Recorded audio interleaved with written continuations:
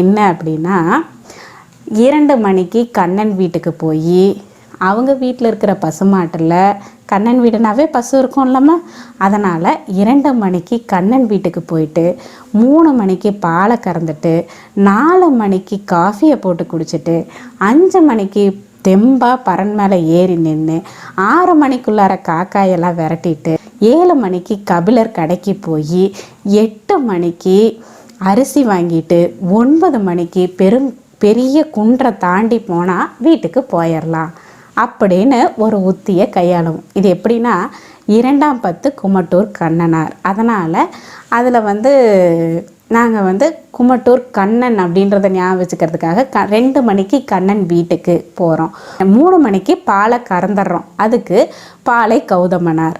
4 மணிக்கு காஃபி போட்டு குடிச்சிட்றோம் தெம்பா, அதுக்கு காப்பியாற்று காப்பியனார்.